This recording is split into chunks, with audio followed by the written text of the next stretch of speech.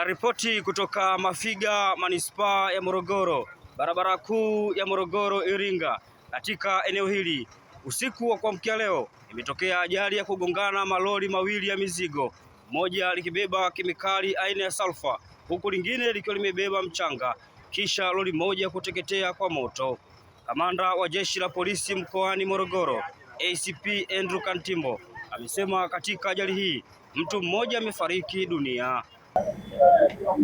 Mnamo tarehe 24 mwezi wa 7 mwaka huu 2026 majira saa 11 alfajiri hapa katika eneo la Mafiga, manispaa ya Morogoro, umetokea ajali iliyohusisha malori mawili. Lori la kwanza ni lori aina ya Scania lenye namba za usajili T 738 DQD likiwa na tela T 703 DVQ, likiwa limebeba kemikali aina ya sulfa likitokea Dar es Salaam kuelekea Kombo. Liligongana na lori lingine ambalo limetokea maeneo ya Ugono ikielekea Chalinze, lilikuwa limebeba mchanga, na lori hili limeteketea kwa moto.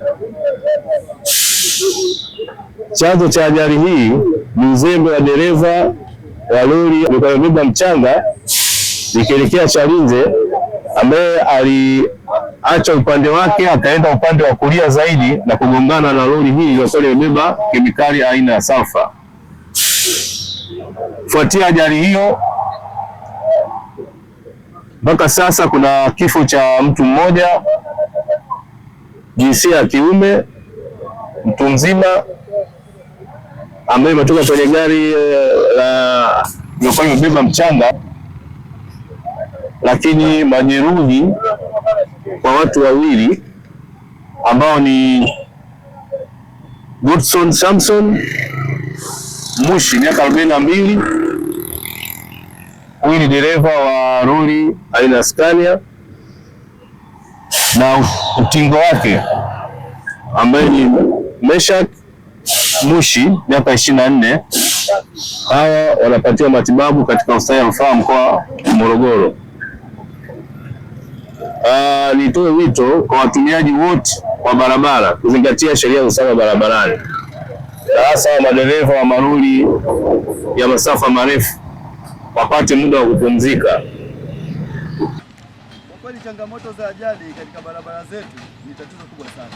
Naishauri serikali izidi kujikita katika barabara zetu na kuweka alama za barabarani. Mistari mingi imefutika katika baadhi ya ajali ikiwa tofauti na hii, lakini pia kuna saini nyingi ambazo hazionekani. Hivyo ni vitu vya muhimu vinavyoweza kutusaidia sisi madereva katika miongoni mwa kuepusha ajali, zikiwemo ajali ambazo zinatokea katika barabara zetu zimekuwa ni finyu, mashimo pia yamezidi, barabara ni mbovu, kiasilimia kubwa barabara ni mbovu. Kutoka hapa katika eneo hili, hii ni AyoTV na millardayo.com. Mimi ni Jacob Sonyo.